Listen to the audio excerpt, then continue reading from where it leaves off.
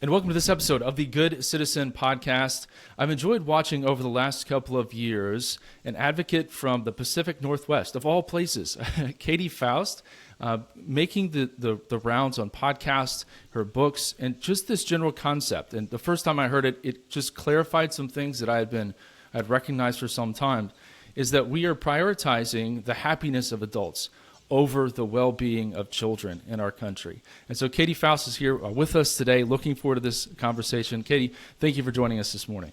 Yeah, really good to be with you. I'm all about creating good citizens, and because if it doesn't start at that sort of micro level, like what do we expect that flourishing on the macro level, it can't happen, right? All of us need to understand our own responsibility, our own sphere of influence, and our calling in this current moment. Absolutely. As we're launching into 2026, this year has gone by so fast. We're thinking about America's 250th anniversary. And that story of America's success is one of families. I love there's a plaque in our state house that shows the first religious service on the site. And there is mom, there's dad, and then there's the kids walking into this log cabin church. And so as we look to the future, that future is not going to be a bright one unless we have intact families. I was thinking about this morning, that kind of what good, we love our freedom, we love our opportunity, but what good is that without stability and community? And so the American story is going to be a story of our families. So I want to talk about what are the challenges to that? What are the things that you're seeing?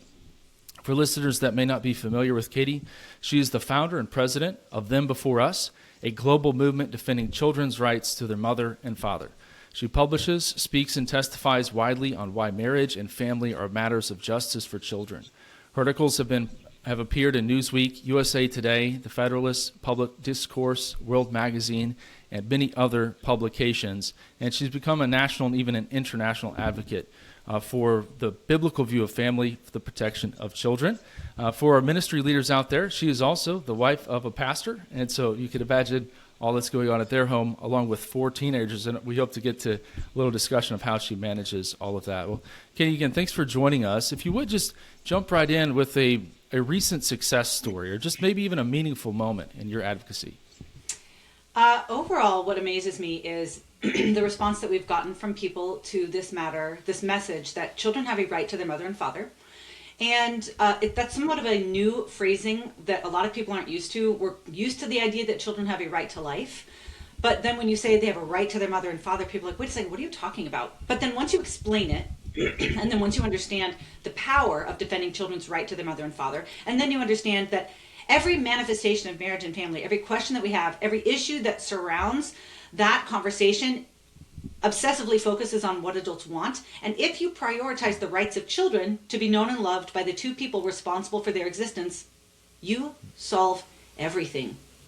You solve everything. It is as close as you can get to a silver bullet as it relates to exempting children from some of the biggest social ills that we are facing today, whether it is poverty, suicide, high school dropouts, teen pregnancies, criminality, behavioral issues. I mean, there's really no major issue that we are spending billions of dollars as a country to solve today that would not be solved cheaply and more effectively by defending children's rights to their mother and father. And then understanding that if children have a right to their own mom and dad, that means that marriage is not something that can be redefined. It, in a sense of justice, will always be the only relationship that unites the two people to whom children have a natural right. It means that divorce is off the table unless there are extreme cases of abuse, adultery, addiction, abandonment. It means that modern family is just code for child loss, and it should never be promoted. It means that reproductive technologies are one of the greatest victimizers of children that we are seeing today. It means that adoption is not for you. It's not for infertile couples to complete their family, and it's not for same-sex couples to be able to have a child. Adoption is a matter of justice for children who have lost their mother and father, and they are the client in that conversation. So I would say that what amazes me, the biggest kind of macro win is the growth that we have experienced. Like, we are a staff of 5 with some contractors doing the work of 10. We need 20, and we have the impact of like 100. And it's not because I am particularly great at this. It is because this is what is missing. This lens, this sociological and natural law perspective on marriage and family is the missing component when you are talking about things like gay marriage and surrogacy and who goes on a birth certificate and the rising acceptance of polyamory, understanding who children are, where they come from, what they need, and to whom they have a natural right, is the clarifying message that helps all of us understand not just what needs to happen in the policy world, but what needs to happen in our own personal world as well. I think it's one of these messages that just hits people. Is, oh, absolutely. I've known that. I just haven't been able to frame it in that way and to say it as succinctly as you do. Kids have a right to a mom and a dad. Just anecdotally, here in the state of Indiana, we've held over 3,300 connections now over the last couple of years in between pastors and governing officials. And that is just whoever's in their district. So that's in a nonpartisan sense. We should pray for all. We should care for all people, though we still have strong opinions about how things should work out. And so regardless of what was behind the name of the officials we've talked to, simple question: what's the worst problem in your district? And it is up to probably 90%. The answer is simply the breakdown of the family. That's and right. that same language from ideologically opposed folks. And so I think you put your finger on something that's really important that we need to think about. Now, Well, I always enjoy... I'll Go just ahead. jump in and say what I'm talking about is not new. Like, we have, especially on the right, we have always had the research that supports the intact family. We've always had natural law that testifies to the fact that children belong to their mother and father in a way they don't belong to other adults. We have stats directly connecting all of these social ills with fatherless children. We have the 5 major religions of the world that validate that a man should commit to the woman that he is going to have sex with and stay with her for life, and not have sex with anybody else. I mean, like, generally that's agreed upon. And yet we continue to lose because we do not tell this story well. We don't communicate it effectively. I think that a lot of the failures on the right have been a messaging failure. And so Them Before Us is not saying anything that most people have not recognized throughout history. I think that we're just doing it in a way that connects the dots, makes it actionable, makes it tangible, and helps people understand that there are very real victims here. And the victims are not adults who don't get what they want. The victims are children whose physical, mental, emotional, academic, and relational health will suffer when they lose their mother or father or the family breaks down. It's such an important message. So I always enjoy learning a little bit of backstory. We have limited time today, so I'd love to go into the full thing. And I encourage folks to pick up Them Before Us and just to hear more about your own experience with a family that had differing elements to it. But what led you to go from mom of 4 teenagers, pastor's wife, blogger, into launching this national and international movement? Well, it was really mom with 4 young kids who was absolutely exhausted and didn't want anything to do with the culture war, because I was steeped in church life and loved being a pastor's wife and also liked keeping my friends and doesn't like to ruffle feathers. And so, like, that's where I wanted to be. We had just gotten home from China after adopting our youngest child, and the gay marriage debate is what did it for me, where I heard the other side saying, hey, kids love having 2 moms and 2 dads. And I was like, hold on there, hold on. A child with 2 moms has lost their father. A child with 2 dads has lost their mother. And I have not met a child in my, at that point, 20 years of working with youth in a variety of different capacities who'd lost their mother or father and was like, I love this. It's generally something that creates a lifelong wound that even 60-year-olds who talk to me on the phone will cry over when they mention how their father left them at age 8 for another woman and they never saw them again. And then they heaped self-hatred on themselves and self-loathing because they thought, it must be me. I must be the problem. You can't mess with a child's mother and father without really hampering and harming their entire life. So I got into it mainly saying, hey, there's a perspective here that marriage and the redefinition of marriage is going to directly impact children, and we need to advocate for them and stand up for them. And a lot of people would say, well, that's an anti-gay position. And I remember after President Obama evolved on the topic, I felt like every outlet in mainstream media was free to play the bigot card. You're a bigot, you're a hater, you're a homophobe. If you disagree with this, you hate gay people. And I was like, well, hold on there. Like, my mom has been in a relationship with her partner, since I was 10, after my parents divorced. And I split time in their home after their divorce. They've always been a part of my life. They're a part of my children's life. I love them. So, this whole terrible notion that animus is at the root of support for traditional marriage, it was a really powerful weapon that I think kept a lot of people on the sidelines for a very long time. That's unfortunate, and something that you've been able to bring back. And it seems like 2025 was maybe the strike back of creation order. As maybe Andrew Walker, I think a mutual friend, he talks about the renaissance of the created order. And as a seminary professor, he gets to use those words. Yeah. But we're seeing in the transgender category with Scrimeti and the pushback on some of these surgeries and hormones, that it is, actually I can say what is true and something that we've known all along. Well, let's dive into a couple of these topics. And again, I think each one of these could be a full episode, but you've talked some about marriage already. But how is the legal definition of marriage in the United States undermining the well-being of children? Well, what we see is the definition of marriage, not just as Christ defined it, but as has been legally recognized, has three distinct components that make it unlike any other relationship. It has permanence. It's supposed to last for life. It has complementarity. It's supposed to involve both halves of the human species, and it's supposed to be monogamish, right? It's supposed to include one flesh, just one other person in the relationship, and you can see all three aspects of these under attack. Permanence left with no-fault divorce. Like we said, it wasn't a permanent union anymore. Complementarity was struck down in gay marriage, and monogamy is on the chopping block in a lot of different jurisdictions. So what is really going on with the state of marriage right now is all of these have had a detrimental effect on children. There is a direct connection to child protection and child well-being in relation to permanence, complementarity, and monogamy. Each of those were not just plucked out of nowhere. They have a very distinct child benefit. But there's something genuinely nefarious that took place with the redefinition of marriage. What happened there is when you make husbands and wives optional in marriage, mothers and fathers become optional in parenting law. And over the last 10 years, we have actually seen an undermining of the pre-political, preeminent recognition of the natural parent-child relationship in law. And I went into detail about this at First Things a couple months ago in an article called The End of Natural Parenthood, so you can go ahead and look that up if you want. But the gist of it is, if procreation is not a core aspect of the marital union, if it's only adult identity, if it's only adult feelings, if it's adult validation that is the point of marriage, which is in essence what Obergefell dictated, then the natural family is bigoted, and you have to undermine it. Not just the relationship of the child that's being placed in the two-dad home, but every child. So if procreation has an elevated perspective in law, that means a child's own mother or father is very important. But if procreation is unnecessary, that means a state-assigned adult can do anything that the child's natural parent can do. And right now, we have a legal regime that is skewing towards the state-assigned adult as a legitimate way of recognizing parentage.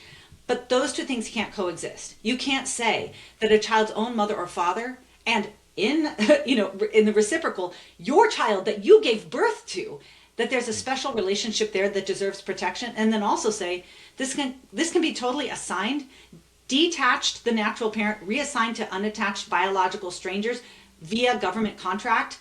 One of those models of family is going to win. And right now, the momentum is on the side of biology is irrelevant in the parent-child relationship. We're going to elevate a state-assigned parenthood. It is a threat, not just to the children who are made motherless and fatherless. It's a threat to every parent and every child. We're beginning to see that success sequence that most folks walk through, almost demonized, like, oh, you have a certain privilege, or even a move, my understanding in New York State, to actually push down, if you have a mother and father in the home, like we're actually going to set you back. We're going to have to equalize this playing field so that those that don't have that are on an equal footing. And so we're seeing, again, the demonization of the success of what we have in marriage and parenting. And something I noted even here in Indiana, I get to work across the country, but there was a bill proposed to actually have something, some teeth in a petition for divorce. So you couldn't just say that it's the breakdown of the marriage, irreconcilable differences, as it is in many state codes, that there would actually have to be some sort of petition saying, here's what happened. And it was actually by a legislator who's also a pastor who helped marry the couple and then sat in court and watched as that marriage dissolved without any proof. Mm-hmm. And you might imagine the flack that he received from both sides of the aisle over trying to push that back. So certainly something concerning, something we see How can Christians help push back on that? What are maybe some ideas for, we have church leaders on this podcast, committed Christians. What are some things that they can work on? Well, specifically on divorce, we completely turned a blind eye. Divorce was the original redefinition of marriage. And very few national denominations and even individual congregations spoke up about it. We wouldn't have gay marriage if we had not given a pass to no-fault divorce. That was when you remove permanence, what that communicates is this is just a vehicle of adult fulfillment. This is no longer the critical building block of society, an institution where children are created and where they need to be raised. It said that once you cease to be happy, the marriage can cease to exist. Well, gay couples said, well, if marriage is just about making us happy, being married to somebody of the same sex makes me happy. So I would say for pastors and Christians, understand that divorce started all of this. And you need to understand that divorce itself is a matter of justice for children. Like I am in an ongoing conversation with a guy at the gym who is in the middle of considering a divorce. And I am constantly bringing it back to the incredible risks that he is about to foist, even though he is in a really difficult situation. I'm like, let me just tell you what this means for your kids. If you choose to move forward, it means that your daughter is 63% more likely to be a teen mom.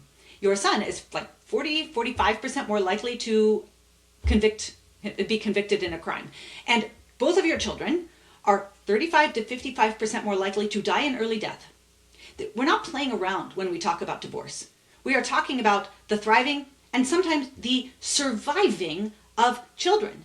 And church, I want you to get on board with our effort to challenge gay marriage. Like we have a national coalition to overturn Obergefell, and I need you to get on board with that as a matter of justice for children. But if you go upstream just a little bit farther, you're going to see our complicity on divorce is numerically responsible for much more widespread child suffering than gay marriage is. And that's one that, of course, hits closer to home. Sometimes we like to be able to argue out there, even those people, that concept. But even within our churches and church community, just the widespread acceptance of this practice. And there often can be support groups, and we do know that God offers forgiveness, and there are some limited biblical grounds for divorce, but it should not be as prevalent as it is in our communities, and it's certainly concerning and something our church leaders can work on. And to drive home a point that you said, I often tell people when they interview me, I'm like, give me enough time and I will trigger you too. Because this is a worldview that doesn't discriminate. This is not a worldview that says the gays need to sacrifice so kids can have their mother and father. This is an ideology of putting children first that requires single adults, married adults, straight adults, gay adults, fertile adults, and infertile adults to all sacrifice for children. All of us need to put them before us. All of us need to say, oh, there's a challenging situation, marriage, family, parenthood, sex, relationships, something's hard here. Everybody has an option. The adults can do the hard thing, or the kids can do the hard thing. But it's not like there's no hard. It's who will do the hard. And so far, all 6 of those demographics, single, married, gay, straight, fertile, and infertile, largely have said the kids will do the hard, so I don't have to. So this is an area where, you're right, this hits closer to home. We're the ones with struggling marriages. We're the ones dealing with infertility. And we also need to sacrifice for kids.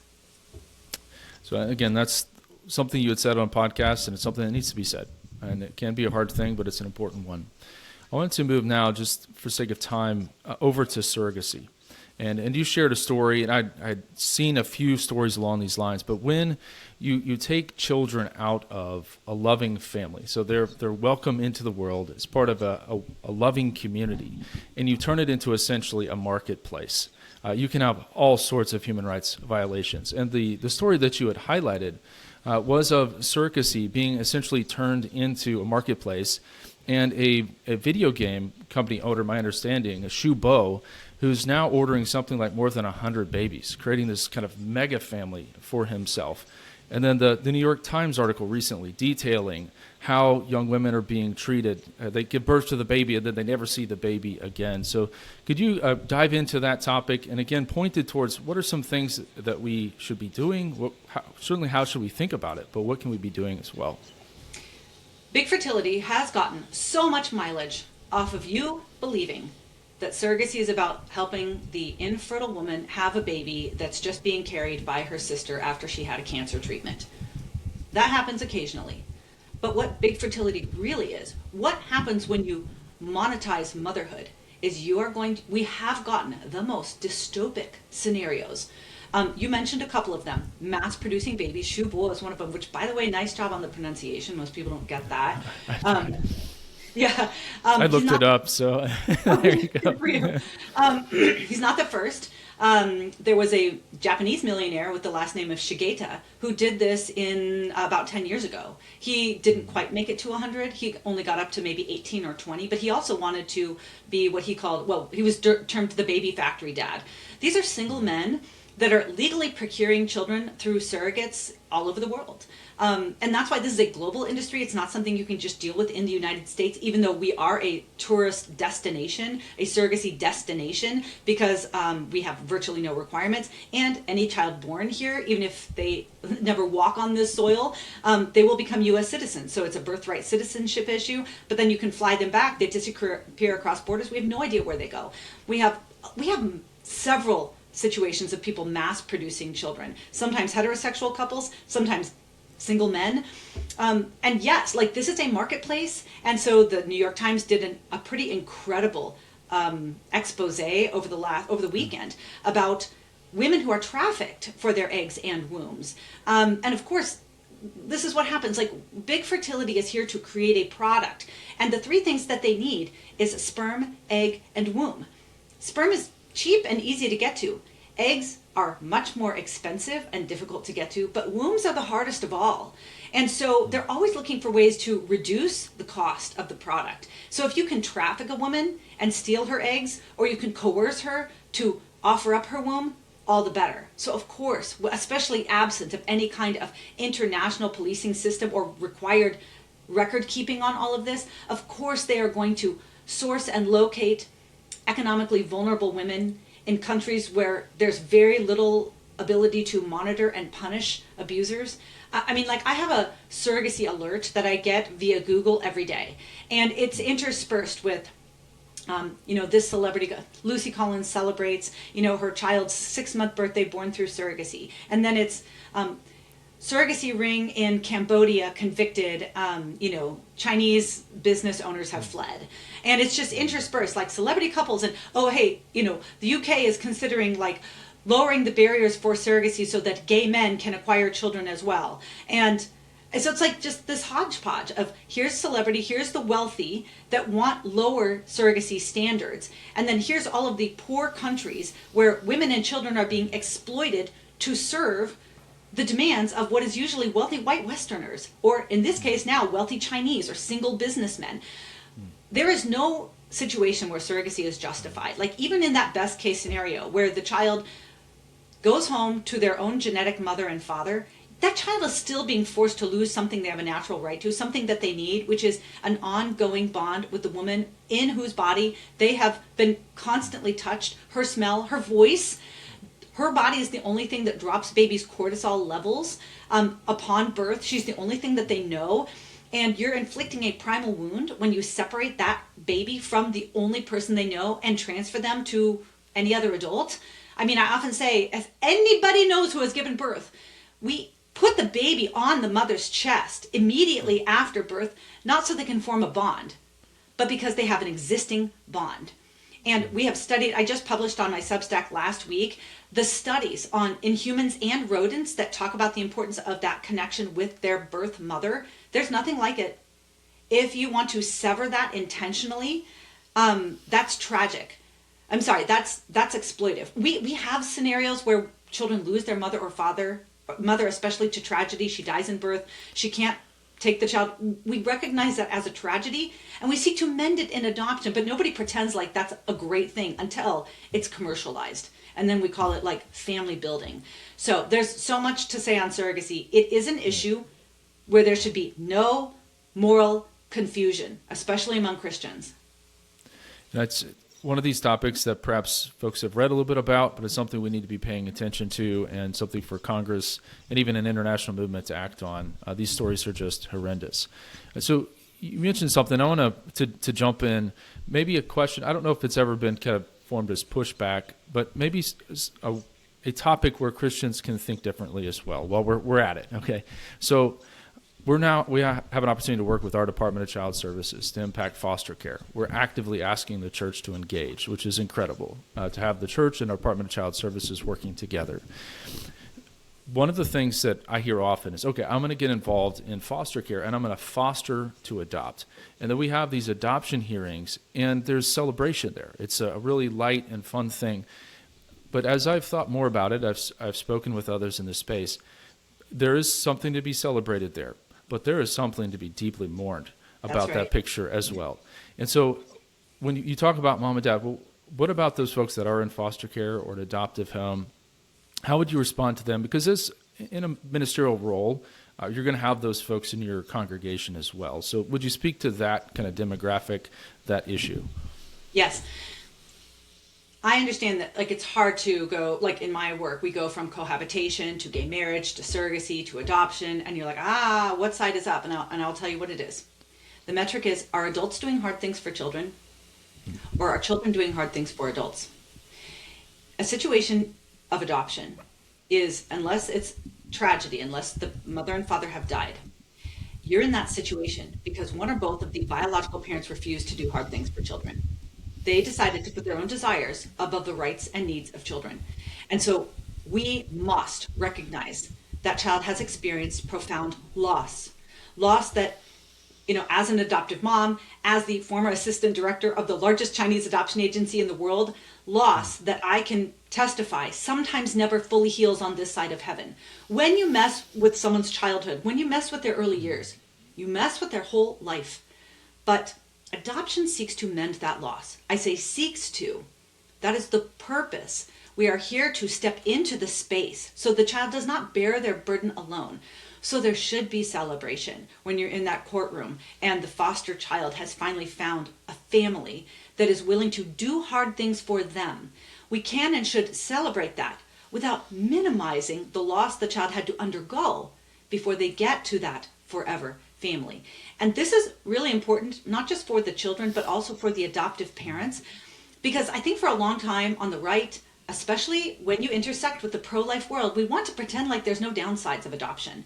We want to pretend like this fixes the problem, or maybe the child's better off because they've got a loving mother and father rather than being raised by their, in and out of rehab single mother. But the child wants that single mother. Let's just be very clear.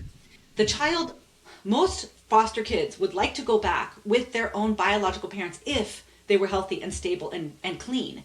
So we need to be honest about that. And the truth is that's freeing for the child and the adoptive parents because adoption is hard. It's hard on everybody. It's hard on the child, especially if they're older, special needs, sibling groups, have gone through a bunch of foster homes before. It's actually validating for the child and the parents when you say, this doesn't necessarily fix everything. It's okay to struggle. I understand you have questions. You probably need a little bit of help. The adoptive parents that I've talked to who have struggled the most have felt guilty because it didn't fix everything.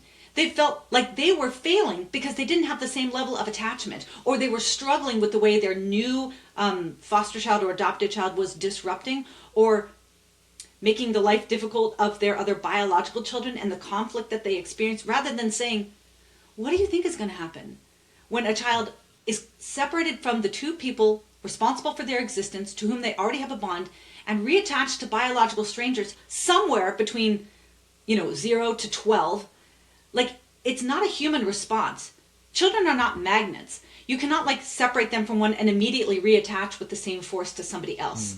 So there has to be a balance here. And it should not be a problem for Christians to say, adoption is divine plan B. But the child had to lose something that mattered to them. And therefore, we will support the adoptive parents and the adoptive child with long suffering and understanding and sacrifice, because they're both going to need it. Something we're looking at in the orientation phase of foster care ministry. So you preach on James 1:27 at church, hey, get involved.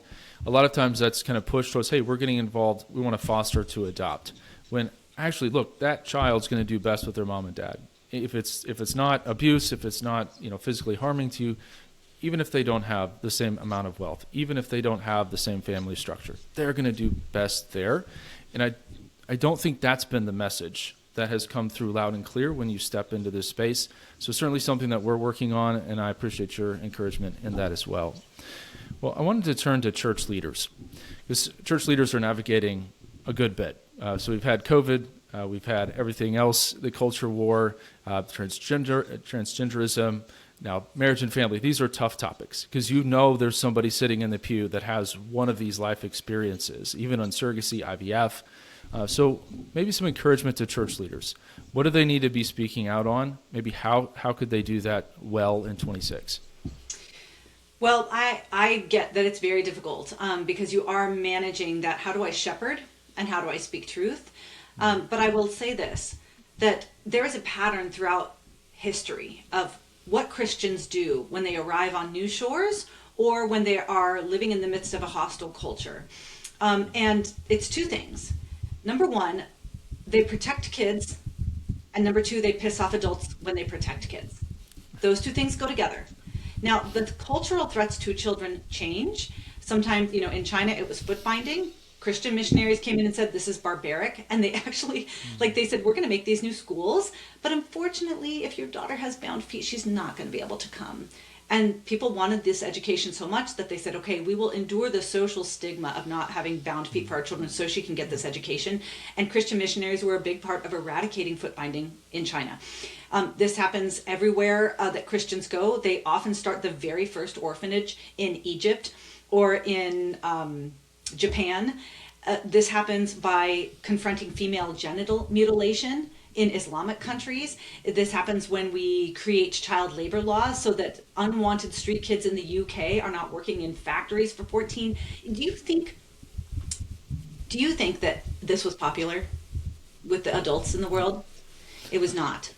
So I think the first thing that all of us Christians, but especially Christian leaders, need to understand is Christianity is a child protective religion. And it will always cost you something. But we have a mandate to protect the fatherless, not endorse it and not manufacture it. But everything happening in the world of marriage and family right now functionally endorses or produces motherless and fatherless children. Your allegiance needs to be to the child. That is more important than being welcoming or shepherding adults.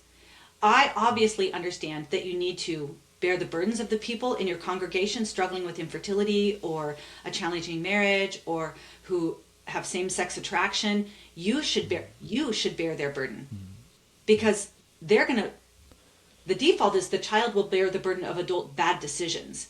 So you bend, you accommodate, you sacrifice, you listen, but you need to draw a bright red line and say, regardless of how you're suffering, your longing, your loss, your desire, none of it justifies victimizing children. And children are victimized when they lose their life or they lose their mother and father.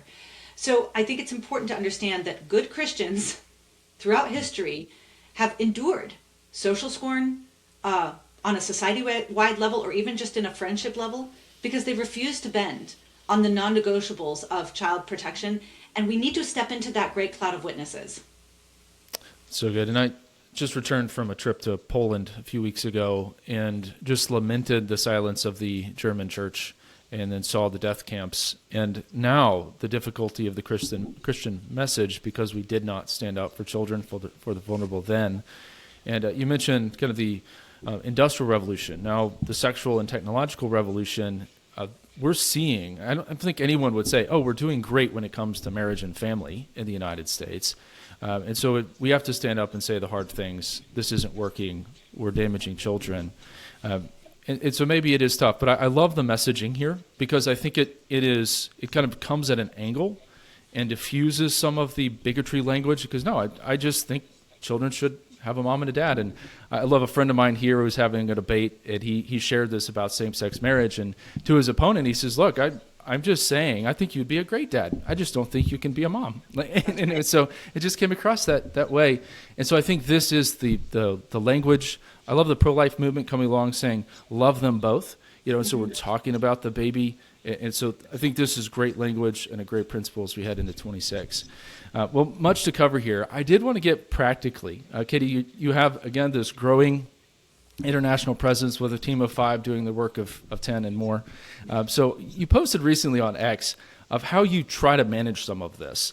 And I know we have a number of moms on the podcast here that are doing their best to impact their zip code. So I'd love just for you to share as we kind of come to a close of how you manage all that you're doing, pushing the kingdom forward. I don't know if I've always managed it well. It's a little easier now because my kids are teenagers and young adults, and they're responsible and they're trustworthy. And I'm not doing all of their laundry, and I'm not needing to monitor them. And I mean, like right now, like I get the joy of just connecting with them and being a consultant when they need something. So it was really different. It was really hard when my kids were young, and I feel like, especially back then, everybody got 80% of what they needed from Katy. My husband got 80%, my kids got 80%, my work got 80%. So I didn't feel like I was knocking it out of the park for a long time. Not that I am now, but it's easier when your caregiving duties are lighter, which they are right now. So I know that one of the problems, real mistakes that I made early on, and it wasn't because of work, it was because, honestly, I was doing too much ministry, is I should have let my world get smaller. When my kids were young, I should have done less. Because for a lot of the time, I was like, well, if I don't go to the hospital and visit so-and-so on their deathbed, they're going to be all alone. And, well, if I don't step up and help on worship team, then we're not going to be able to have a female vocalist. Well, if I'm not running the preschool, then, I mean, who's going to do it? I can't expect somebody else to do it. My kid's in the preschool. I mean, like, everything that I looked at, I thought, I'm the only one that can do this. I have to do this. And the truth is, that just meant that I said no. I said no to my kids and to my husband sometimes when I should have been able to say yes. So I guess my encouragement, the advice I would not have taken if somebody told me, is let your world get smaller when your kids are small. I wanted to strangle people when they said, it goes so fast, lasts such a short time. Because I was like, there's so much to do now, but you're not going to be in that world forever, where it's high intensity, like max caregiving duties. Just let your world get smaller when your kids are small. And then as they grow and they develop more independence and you do have more free time, allow those ministry opportunities or allow that work to sort of fill in the gaps. So now I'm at a place where it's really different because my kids are all fairly autonomous and responsible and trustworthy. So I do get the joy of spending time with them for the sake of connection, not necessarily managing their lives, which is where you are when your kids are young. That's such a good word. And also just for those that I know my wife, very kingdom driven, who wants to change the world, but also has to, we're changing diapers, we're managing now school schedules, to also trust that is such an important part of kingdom work and of ministry, and that God does have, you're just a living example of that in his time, he will bring that greater impact. And just being faithful to those pieces has now led you to where you are today. So I just love that example and thought that post was really helpful.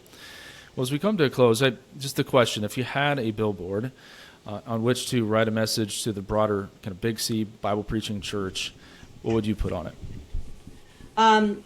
Justice means the strong sacrifice for the weak and not the other way around. Wow. That is not just emblematic of specific commandments, but it is the meta story of what God has lived out for us. And he has told us to go and do likewise. So on all of these different issues, we can figure out if it's just or unjust based on who's sacrificing for who. We are never to force the weak to sacrifice for the strong. And in matters of marriage and family, it is children who are weak and it is adults who are strong. And it is we who need to sacrifice for them. Amen. Okay, thank you so much for joining us, and we'll link to your websites as well as X accounts so others can follow along. I'll also link to your Substack there. So again, just thank you for your work, your faithfulness, and this great message that kids have a right to a mom and a dad. Good. Thanks for having me.